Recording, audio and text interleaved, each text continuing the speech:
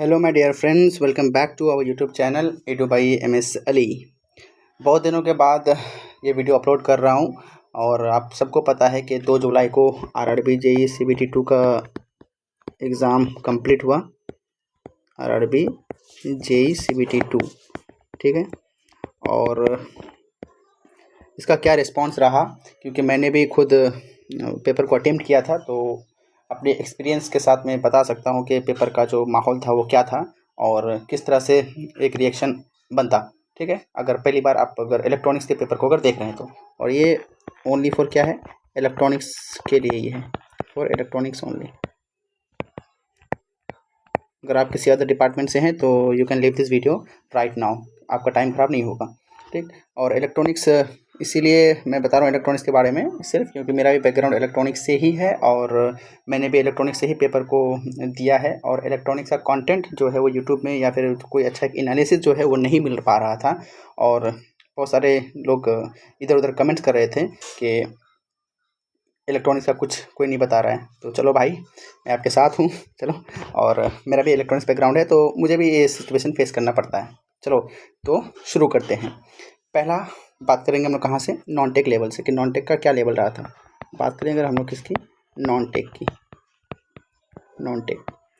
Non tech में first instance पे, मतलब पहली बार अगर फर्स्ट लुक पे पेपर को देखेंगे तो आपको क्या महसूस हुआ होगा and I can feel that कि आपको क्या महसूस हुआ होगा।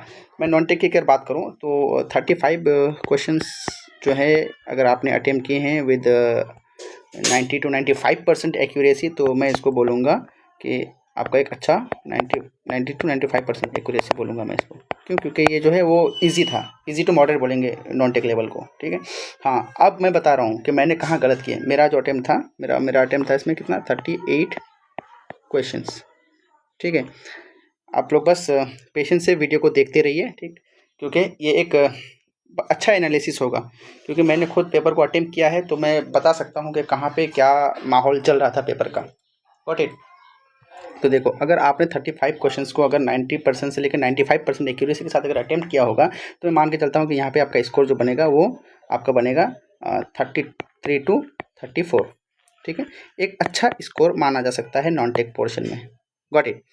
अब मेरी गलती कहाँ पे हुई मैं बताता हूँ। देखो, जो एक क्वेश्चन पूछा गया था, क्वेश्चन नंबर 1 था मेरे सिस्टम में। आप लोगों को पता नहीं आप लोगों के सिस्टम में क्वेश्चन नंबर कितने पे था वो। तो क्वेश्चन जो पूछा गया था वो ये था कि 2 सेल्स को ऐड करना है एक्सेल में। एक का दिया हुआ था A1 प्लस B1 बोल के, ठीक है। तो 2 ऑप्शन तो एलिमिनेट ऐसे भी हो गए थे, ठीक है। लेकिन एक जो ऑप्शन बचा था वो क्या था, एरर, या फिर सॉरी, एरर का स्पेलिंग भी एरर हो गया ओके, एरर, और एक था 30, ठीक है।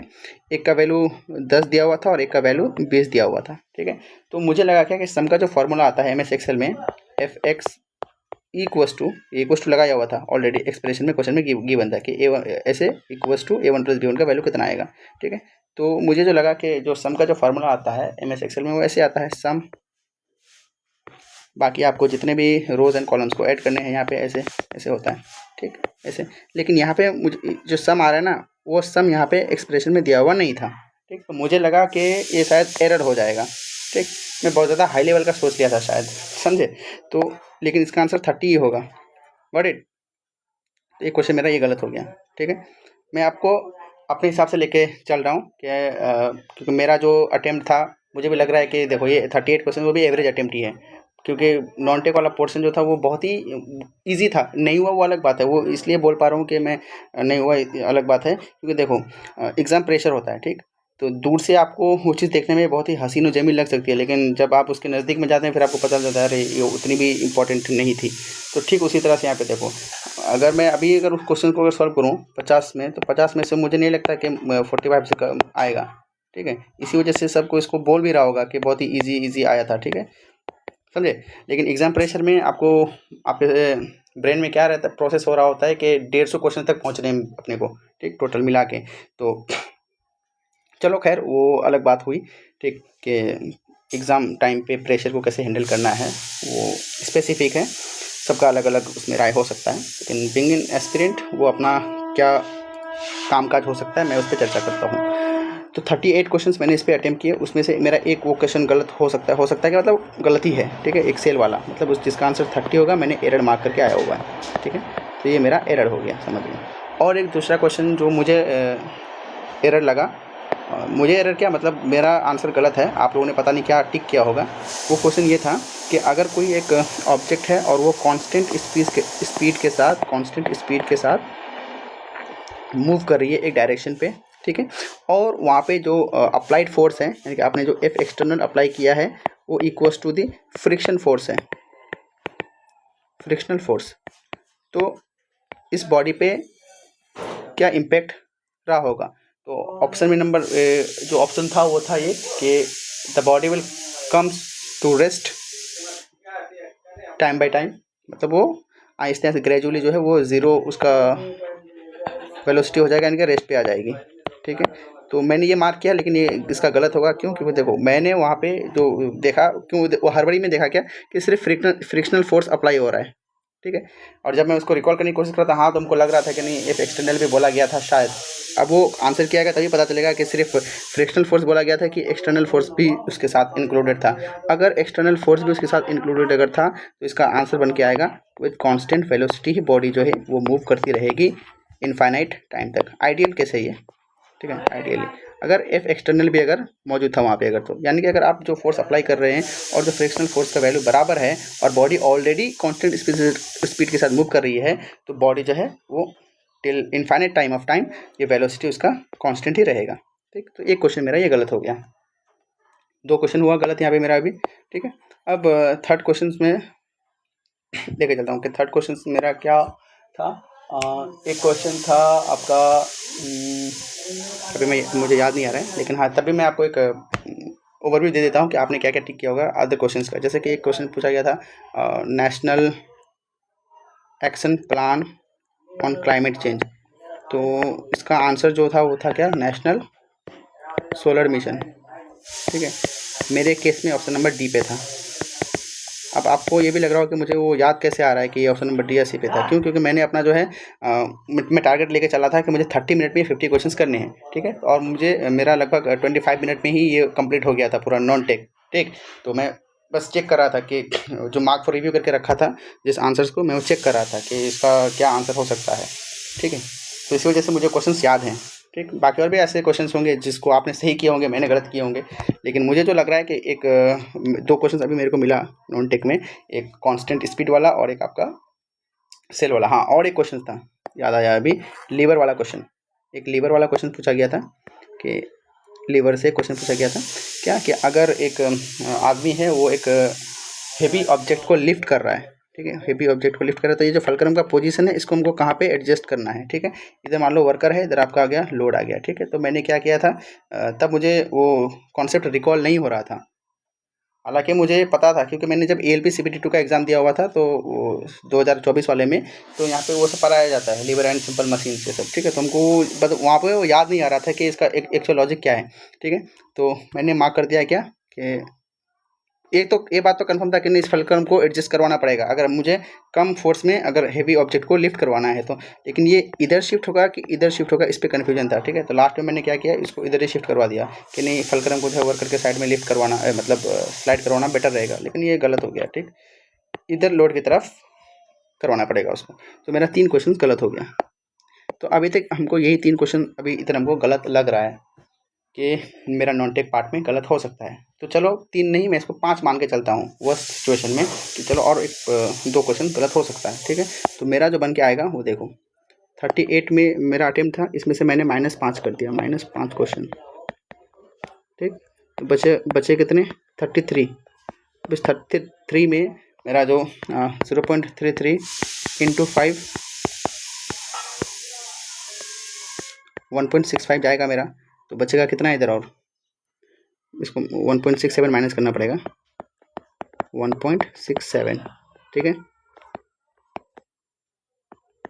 तो मेरा 31.33 बना, समझ लो मेरा ये बना कितना 33.33 बना नॉन टेक में, 31.33 बना नॉन टेक में, जो कि इसको मैं क्या बोलूँगा एवरेज, एक एवरेज मार्क्स है, not up to the mark. Average marks है not up to the mark. क्यों? क्योंकि ये सारे जो नॉन टेक वाले क्वेश्चंस थे वो डुएबल थे, लेकिन वो एग्ज़ाम टाइम में, एग्ज़ाम प्रेशर के टाइम में वो आप चीज़ों को रिकॉल नहीं कर पाते हैं, और जो रिकॉल नहीं कर पाया तो वो तुक्का मारेगा। लेकिन हालांकि मैंने बहुत तुक्का नहीं मारा था, ठीक है, लेकिन चलो मेरा ऑलरेडी तो अटेम्प्ट कम ही था, क्योंकि मुझे कम से कम 45 तक अटेम्प्ट करना था, लेकिन नहीं हो पा रहा था, क्योंकि मुझे डर भी लग रहा था कि सर अगर तुक्का अगर मारे तो पता नहीं क्या हो फिर, क्योंकि तुक्का कभी सही नहीं होता एग्ज़ाम में। आपका मॉक टेस्ट में तुक्का सही हो जाएगा, लेकिन एग्ज़ाम टाइम में आपका तुक्का गलत हो जाता है। चलो, तो एक क्वेश्चन ये था, और बाकी जो एक पॉलिटी का क्वेश्चन था कि आर्टिकल 19 से उसका आंसर होगा कि राइट टू फॉर्म एसोसिएशन या यूनियन या कोऑपरेटिव सोसाइटी, तो आर्टिकल 19(1) था। और एक क्वेश्चन था आपका पॉलिटी से वो कि पार्डन, कम्यूटेशन, रेप्रीव, रेमिशन, ये सबको आपको मैच करवाना था। आपने देखा होगा शायद, वो एक कम्यूटेशन था, रेमिशन था, रेप्रीव, पार्डन, ऐसे था, ठीक है। तो एक तो लग गया था कि नहीं, हाँ पार्डन का मतलब हो गया कि कम्प्लीटली आप उसको रिहा करते रहें, ठीक है, उसके जुर्म से उसको सज़ा नहीं दे रहे हैं। तो ये क्वेश्चन तो मिल गया था हमको। फिर दो ऑप्शन में कन्फ्यूजन हो गया। अब उस दो ऑप्शन में रेमिशन और रेप्रीव में, क्योंकि अब रेमिशन और रेप्रीव में मुझे समझ में नहीं आ रहा था। हाँ, कम्यूटेशन का मतलब हमको ये पता था कि इसका जो है नेचर उसको चेंज कर सकते हैं, ठीक है, लेकिन सज़ा कम होगा, ड्यूरेशन की ज़्यादा होगा, या फिर उतना ही रहेगा, वो पता नहीं था, तो मैंने भी इसको स्किप कर दिया, ठीक है। बाकी लोगों ने अगर किया होगा तो बहुत अच्छी बात है, क्योंकि ये मुझे लग रहा था कि नहीं, इसमें अगर जाएंगे हम, अगर तुक्का मारेंगे तो गलत हो जाएगा, क्योंकि एग्ज़ाम टाइम में तुक्का गलत ही होता है, ठीक है। मैंने इसको स्किप कर दिया। एक क्वेश्चन ये था। बाकी और एक क्वेश्चन आपका था कि वो तो डिस्कस कर लिए कि नेशनल सोलर मिशन था एक, और एक आपका था कि जब हम लोग सस्टेनेबल डेवलपमेंट को हाँ, एक क्वेश्चन था क्या आपका कि सस्टेनेबल डेवलपमेंट को जब हम लोग एनालिसिस करते हैं, सस्टेनेबल डेवलपमेंट, तो उसमें से कौन सा इंडिकेटर जो है वो इंक्लूडेड नहीं होता है, ठीक है। तो ऑप्शन में आपका था क्या, ह्यूमन डेवलपमेंट इंडेक्स ये था, उसके बाद एक था बायो कैपेसिटी, उसके बाद आपका एक जीडीपी था, और एक कोई ऑप्शन था, तो इसको भी मैंने स्किप किया, ठीक है। मुझे ये पता था कि जीडीपी और एसडीआई तो होता है, ठीक है, लेकिन बायो कैपेसिटी और एक जो ऑप्शन था वो होता है कि नहीं, नहीं पता, कि इसमें 17 गोल्स हैं सस्टेनेबल डेवलपमेंट में, ठीक है। तुमको वो याद नहीं आ रहा था, तो मैंने इसको स्किप कर दिया। आपने किया होगा, अच्छी बात है, समझे। तो अभी तक मेरा जो मार्क्स बन के आ रहा है वो कितना है, 31.33 बन के आ रहा है। तो ये आपका मोटा मोटी ओवरव्यू था। हाँ, एक केमिस्ट्री से क्वेश्चन था आपका क्या कि CH3CH, उसमें एक मिथाइल ग्रुप को ऐड कर दिया था, तो उसका जो आंसर आएगा वो सबको पता है कि 3 मिथाइल पेंटेन 1 ओल, ठीक है, ऐसा कुछ था। तो उसका आंसर सही है एकदम, उस पर आपको कुछ ध्यान देने की ज़रूरत नहीं है। बाकी और एक था कि एसिड में अगर हम लोग क्या मिलाएंगे, तो ऑप्शन नंबर डी में था मेरा क्या, सोडियम बाइकार्बोनेट, ठीक है, क्योंकि एसिड के साथ हम लोग इसको मिलाएंगे, बेस को मिलाएंगे, तभी तो न्यूट्रलाइज होगा ना वो चीज़। उसके बाद और एक था क्या कि हाँ, डिस्प्लेसमेंट रिएक्शन था, एक डिस्प्लेसमेंट रिएक्शन था, तो कॉम्बिनेशन रिएक्शन था कि उसमें एक इंडोथर्मिक और एक्सोथर्मिक का एक कुछ था, स्टेटमेंट बेस्ड था। अब मैं बताऊंगा कि आपको क्वेश्चंस टफ, मैं बोलूँगा कि टफ क्यों है, टफर साइड भी क्यों जा रहा है क्वेश्चंस। अब देखो, टेक में हम लोग उस बात को चर्चा करेंगे, ठीक है। तो अभी आप लोग बने रहिए। तो चलो देखो, अब यहाँ पे याद रखना है मेरा कितना मिला इधर, 31.33, ठीक है, मैं उसको ऐड करूँगा बाद में। अब देखो टेक लेवल की बात करते हैं, ये नॉन टेक में था, ठीक है। अब टेक लेवल की देखते हैं, टेक लेवल पे बात करते हैं हम लोग कि टेक में क्या था, ठीक है। जब मैंने पहला क्वेश्चन जब मैंने देखा, तो उसमें क्या था, कुछ एलसीडी ड्राइवर टाइप का क्वेश्चन था, ठीक है। मैंने उसको रफली पढ़ा था, ठीक है, और 3 ऑप्शंस को एलिमिनेट करने के बाद मैं ऑप्शन नंबर सी पे पहुंचा था कि क्या, कि जब हम लोग 2 लेयर के बीच में कुछ लिक्विड क्रिस्टल का इस्तेमाल करते हैं तो वो act as a light source की तरह काम करता है। तो ये मैं कंफर्म नहीं था, मैं बस 3 ऑप्शंस को एलिमिनेट कर पाया था, इसी वजह से मैंने ऑप्शन नंबर सी पे टिक किया था। अब ऑप्शन नंबर सी था कि डी था, मुझे नहीं पता अभी एग्जैक्टली, ठीक है, मैं बस समझाने के लिए कर रहा हूँ, नहीं तो आपको लगे कि पता नहीं इसको पूरा सब कैसे याद है, कि पेपर ऑलरेडी लीक तो नहीं है, समझे, तो वैसा कुछ सीन नहीं है, ठीक है। चलो, तो क्या था, तो मैंने एलिमिनेट कर दिया, उसके बाद मैंने आंसर कर पाया, ठीक है, बट विद लो कॉन्फिडेंस, समझे, क्योंकि डायरेक्ट वो आंसर मैच नहीं कर पा रहा था। तो ब्रेन को तो लगेगा कि नहीं ये चीज़ गलत है कि सही है। अब हमको सबको पता है कि हम लोग नेगेटिव चीज़ों पे ज़्यादा अट्रैक्ट होते हैं, तो मेरे को भी लगा कि शायद ये पता नहीं सही हो गया गलत हो गया, चलो ये क्वेश्चन सही हो गया, ये ऑप्शन को एलिमिनेट कर पा रहा था। अब देखो बात यहाँ पे यही थी, बात क्या थी कि इस टेक पोर्शन में जितने भी क्वेश्चंस पूछे गए थे 100 क्वेश्चंस में पूरा 100 का 100 क्वेश्चंस सब कुछ थ्योरी बना के डाल दिया इसने, स्टेटमेंट टाइप, यानी कि सब स्टेटमेंट्स। फॉर एग्जांपल अगर मैं आपको बताऊं कि what is the formula for Carson's rule, तो आप इसको ऐसे लिख सकते हैं 2 × delta F plus F M, या फिर 2 × 1 plus beta into F M. लेकिन इन लोगों ने क्या किया, इसको ही स्टेटमेंट बना दिया कि twice the sum of the frequency deviation and the modulating frequency. ठीक है, तो उसको पढ़ने में, उसको डिकोड करने में तो आपको टाइम लगेगा, जाहिर सी बात है, चीज़ ये लिखी हुई थी। दूसरा एक वैसी टाइप का क्वेश्चन था क्या कि आउटपुट में आपका क्या निकल रहा है, वाई इक्वल्स टू ए बार आ रहा है। ठीक है, ये डायरेक्ट आंसर अगर कर दे तो आपको टाइम भी कम लगे और आप यहाँ पे टिक करके निकल सकते हैं। लेकिन इन लोगों ने क्या किया, इसको भी स्टेटमेंट बना दिया क्या कि द आउटपुट विल बी, ऐसे लिखा गया था, output will be complement of the input signal, complement of the input, ऐसे। आप बताइए, आप अगर इस स्टेटमेंट को अगर पढ़ेंगे उसके बाद आप डिकोड करके यहाँ पे आएंगे तो टाइम टेकिंग तो है, नो डाउट। अब इससे आपको क्या होगा, इससे आपका मनोबल जो होता है वो डाउन होता रहेगा, धीरे धीरे ग्रेजुअली वो डाउन होता रहेगा। तो इसी वजह से अगर मैं बोलूँ कि अगर आप फर्स्ट लुक पे पेपर को अगर देखेंगे तो ये आपको टफर साइड में ज़्यादा लगेगा। तो इसी वजह से मैं जो बोलूँगा, क्योंकि आप एग्ज़ाम दे रहे हैं वहाँ पे, और एग्ज़ाम टाइम पे उस प्रेशर पे एग्ज़ाम लिखना या देना, ये एक खुद ही में एक आउटस्टैंडिंग जॉब है यार, समझे, क्योंकि मैं खुद भी दे रहा था उस पेपर को, तो मुझे पता है। ठीक, तो मैं बोलूँगा कि पेपर का जो लेवल जा रहा था वो जा रहा था किधर, टफर साइड में, मॉडरेट टू टफ था। आई डोंट से कि ये सिलेबस से बाहर क्वेश्चन था, एक भी नहीं। मेन दिक्कत कहाँ पे आई थी मैं बताता हूँ आपको, कि हम जब इलेक्ट्रॉनिक्स की अगर बात करते हैं तो हम लोग कोर इलेक्ट्रॉनिक्स को पढ़ते हैं। कोर इलेक्ट्रॉनिक्स क्या होता है, जैसे कि आपका हो गया क्या, बीजेटी, मॉसफेट, फेट, डायोड, ये डायोड में फिर पढ़ते हैं क्या, half wave rectifier, full wave rectifier, centre tap rectifier, इसमें कुछ भी ब्रिज त्रिज कुछ भी ऐड कर दो चलेगा। उसके बाद हम लोग पढ़ते हैं क्या, अलग टाइप्स ऑफ डायोड को, जैसे कि शॉर्ट की डायोड हो गया आपका, इसके बाद टनल डायोड हो जाएगा, और भी अदर डायोड हो गए, जैसे कि इसका जो जेनर डायोड।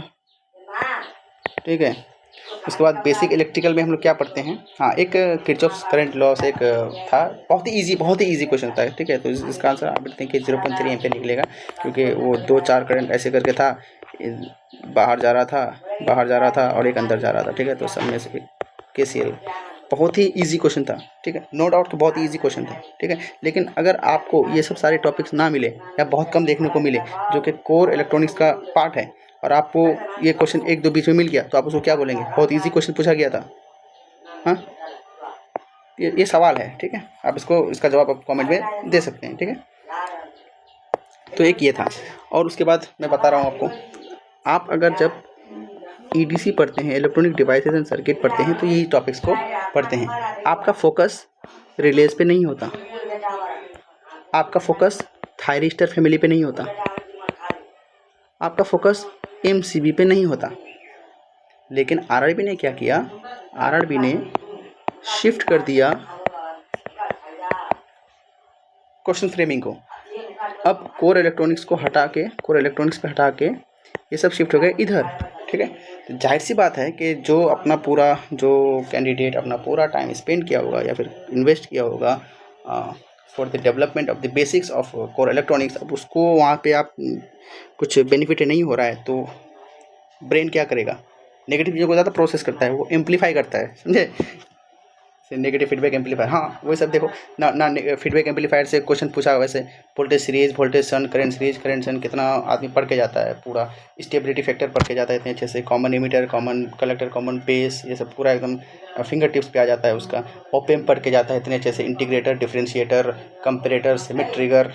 ठीक है, ऑसिलेटर पढ़ के जाता है इतने अच्छे से, हार्टली, कॉलपिट, क्लैप, ये सब। ठीक है, स्टेबल मल्टी वाइब्रेटर, पढ़ के जाता है, ठीक है। उससे आदमी क्या पढ़ के जाता है, उससे आदमी मोटा मोटी बस बेसिक चीज़ों को ही पढ़ के जाता है। क्या पढ़ के जाता है मैं आपको बता देता हूँ। अब आमतौर से स्टेबल मल्टी वाइब्रेटर अगर आपको आपने पढ़ा होगा तो आपने ये पढ़ा होगा कि इसको हम क्या बोलते हैं कि ये फ्री रनिंग मल्टी वाइब्रेटर होता है, क्योंकि यहाँ पे कोई भी स्टेबल स्टेट नहीं होता है और ये एक स्क्वायर रूट जनरेटर रहता है, ठीक है। कोई एक्सटर्नल ट्रिगर की जरूरत तो नहीं पड़ती है। इसका जो फॉर्मूला आता है जब हम लोग उसको IC555 टाइमर से बनाते हैं तो इसका जो फॉर्मूला बन के आता है वो 0.693 इंटू RA या कहीं कहीं पे इसको R1 वही बोलते हैं, +2 RB या R2 बोलते हैं इसको, ठीक है, इंटू C होता है, ठीक। ये पढ़ के जाते हैं, इससे ज़्यादा आदमी कुछ नहीं पढ़ता स्टेबल मल्टी वाइब्रेटर में।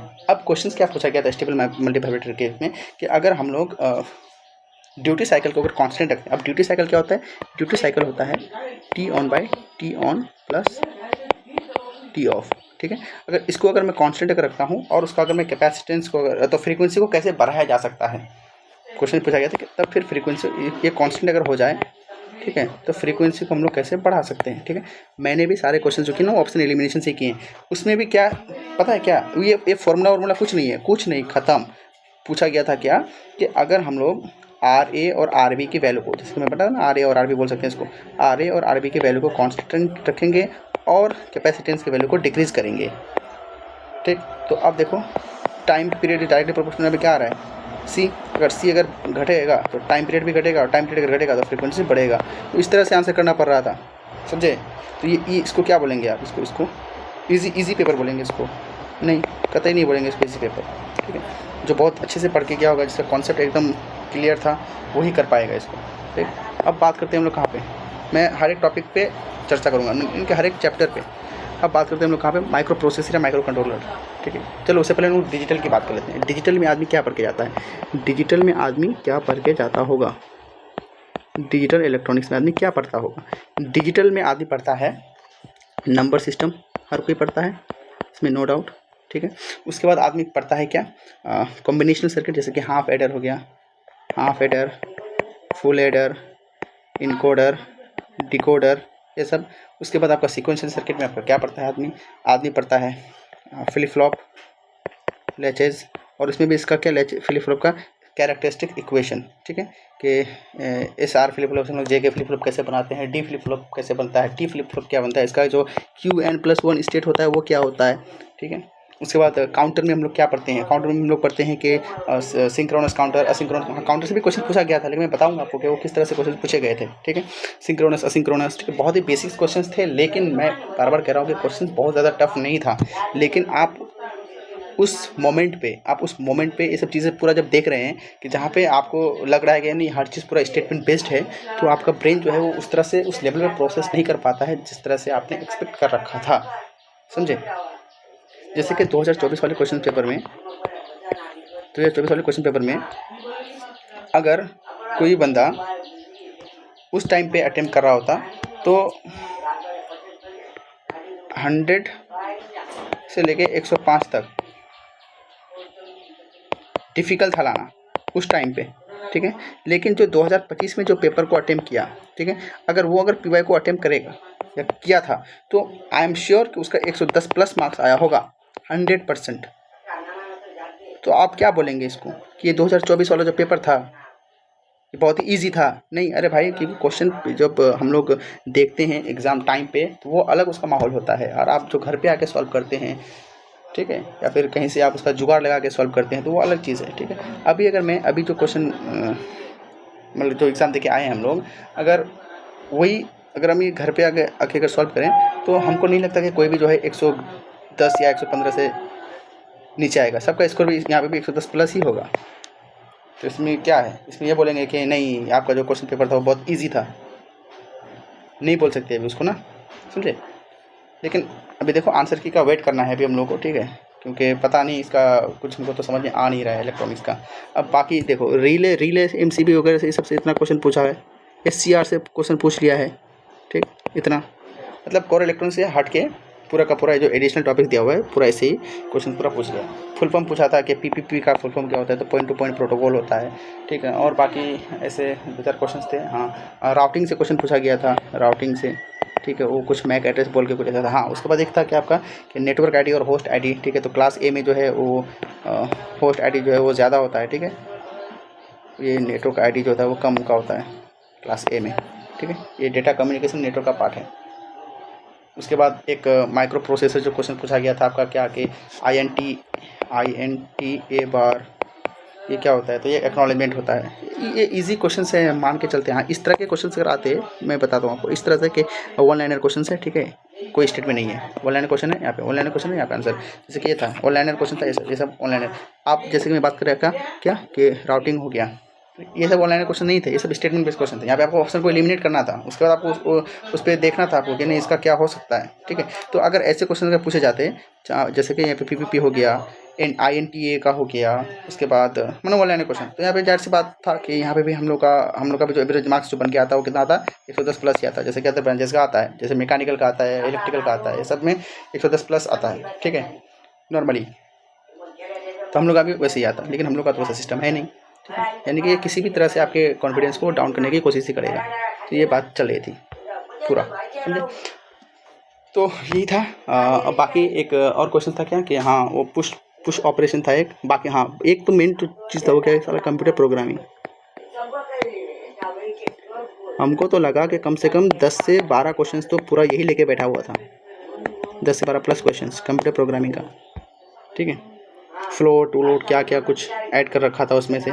मैंने तो एक पे तुक्का मार दिया था गार्बेज वैल्यू, बाकी और अटेम्प्ट नहीं किया। एक पे मैंने गार्बेज वैल्यू अटेम्प्ट कर दिया था, और एक का जो आंसर था उसका 5 ही आना चाहिए, क्योंकि उसमें क्या किया है वो पोस्ट फिक्स इंक्रीमेंट किया है। पहले उसको इंक्रीमेंट नहीं किया, वो पोस्ट इंक्रीमेंट किया है। प्री इंक्रीमेंट करता तो 6 आता आंसर, ठीक है। तो ये मैंने सही किया है। उसके बाद एक का मैंने गार्बेज वैल्यू टिक कर दिया है, और एक था क्या कि मेमोरी को कैसे हम लोग डायनामिक मेमोरी को हम लोग एलोकेट करते हैं, तो वो मैलॉक और कैलॉक होता था ना, तो उस हिसाब से मैंने सिर्फ AAAOC इसको टिक किया है, ठीक है। तो यहाँ से बहुत सारे क्वेश्चन बनाए गए थे। DBMS से क्वेश्चन था एक, DBMS से, ठीक है, कि हम लोग जो है वो डायमंड शेप से नहीं, क्वेश्चन पूछा गया था कि डिसीजन को हम लोग किस शेप से दिखाते हैं, तो डायमंड शेप था, ठीक है। ये सब अब ये सब कौन पढ़ के जाएगा, ये सब वही पढ़ के जाता है जिसका कोर इलेक्ट्रॉनिक्स ऑलरेडी कवर रहता है, समझे। कोर इलेक्ट्रॉनिक्स वाला सब्जेक्ट एकदम उसका टनाटन रहता है, तो फिर वो मूव करता है किधर कि चलो जो other parts of the syllabus है उस पर फोकस करते हैं। लेकिन जनरली जो कैंडिडेट वो कोर इलेक्ट्रॉनिक्स पे ही कॉन्सेंट्रेट करते हैं। इसी वजह से पेपर का लेवल जो है वो थोड़ा टफर साइड में मैं रखूँगा ना, मॉडरेट। इजी तो मैं कतई नहीं रखूँगा इस पेपर को, ठीक है, कि वहाँ पे करना ऐसे इस क्वेश्चंस को जो कि फॉर्मेट ही अलग हो जाए पूरा आपका, समझे। तो मैं इसको मॉडरेट टू टफर साइड में रख रहा हूँ पेपर को, ठीक है। अब बात करते हैं कि मेरा जो मार्क्स बना था 80, मैंने जो टोटल अटेम्प्ट किए थे, मेरा जो टोटल अटेम्प्ट था वो था 125 आउट ऑफ 150। ऐसा नहीं है कि 100 में 125 कैसे अटेम्प्ट कर दिया, मैं नहीं, टोटल बता रहा हूँ, ठीक है। तो मेरा जो अटेम्प्ट था वो कितना 125 आउट ऑफ 150, ठीक है। तो इस 125 को अगर फर्दर क्लासीफाई करूँ तो मेरा 38 आपका अटेम्प्ट था किसमें, नॉन टेक में, एंट्री कर देता हूँ इसको। और आपका 87 जो था वो मेरा था किसमें, टेक में, 87 क्वेश्चन। इसको अगर आप ऐड करेंगे तो आप आएगा 125, उतना ही आ रहा है ना, 8 and 7 15 5, ठीक है, 125 ही आ रहा है।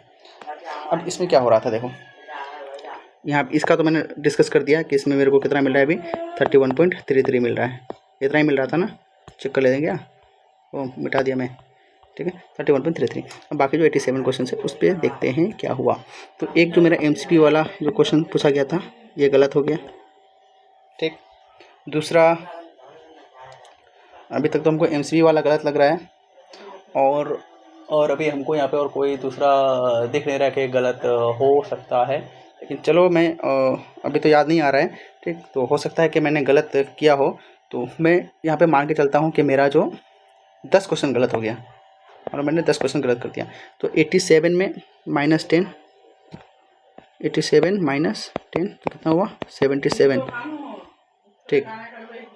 अब इस 77 में मेरे को कितना मिलेगा, 77 -3.3, अगर माइनस कर देंगे तो कितना मिलेगा देखो ना, 77 -3.33, ठीक, 73.67। अब यहाँ पे देखो 73.67 और यहाँ पे 31.33, यहाँ पे मैंने कितने क्वेश्चन माइनस किए हैं, 5 क्वेश्चन माइनस किए हैं, यहाँ पे -5 क्वेश्चन है, ठीक है, यहाँ पे -10 क्वेश्चन है। ये मेरा हार्डली इतना गलत हो सकता है, इससे ज़्यादा नहीं जाना चाहिए मेरे हिसाब से, क्योंकि मैं अपना पूरा वर्स्ट सिचुएशन मान के चलता हूँ यहाँ पे। तो मेरे टोटल 15 क्वेश्चन गलत हुए, यहाँ पे देखो 73.67 और 31.33, तो मेरा 105 नंबर आ रहा है मेरे हिसाब से वर्स्ट सिचुएशन में। इससे ज़्यादा भी जा सकता है, लेकिन वर्स्ट सिचुएशन में मान के चल रहा हूँ अपना कि मेरा इतना हो सकता है। बाकी और इससे भी अगर कोई और भी अगर घटिया सिचुएशन अगर होगा तो पता नहीं और जो कहाँ जाएगा। ठीक है, तो 105 मेरा रॉ मार्क्स बनना चाहिए आउट ऑफ 150। ठीक, अब इस पर पता नहीं सिलेक्शन होगा कि नहीं होगा, इसका मैं गारंटी नहीं दे सकता अभी।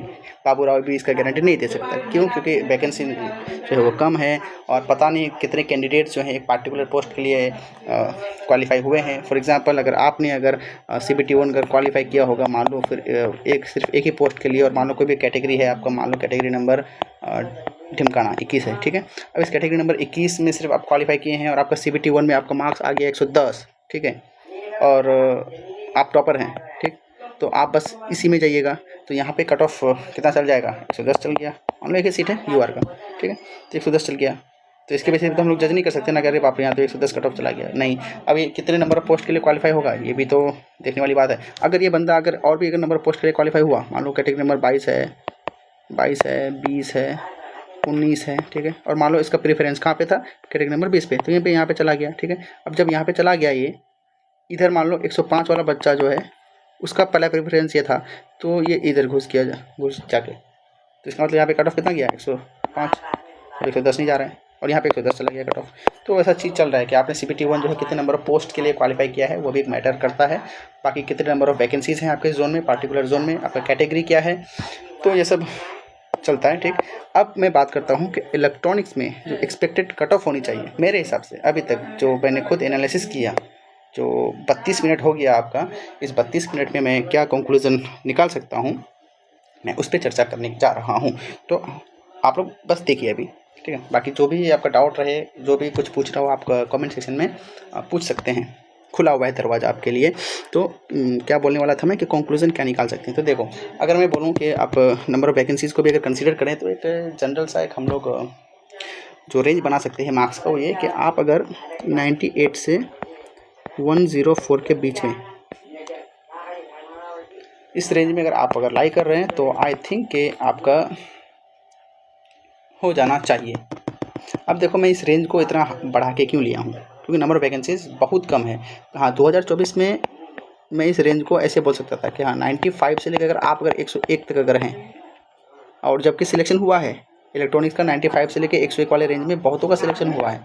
ठीक है, आप मेरा पिछला वीडियो भी देख सकते हैं, जब मैं 2024 में मेरा मेरिट इंडेक्स कितना, हाँ मेरा जो मार्क्स बना था वो 0.83 से शायद छूट गया था मार्क्स से, जब उसको मैं कैलकुलेट कर रहा था मेरिट इंडेक्स से लेके। ठीक है, 676 पॉइंट समथिंग मेरा मेरिट इंडेक्स बना था। ठीक है, लेकिन अदर जोन्स में 676 टॉपर का भी नहीं हुआ था इलेक्ट्रॉनिक्स में।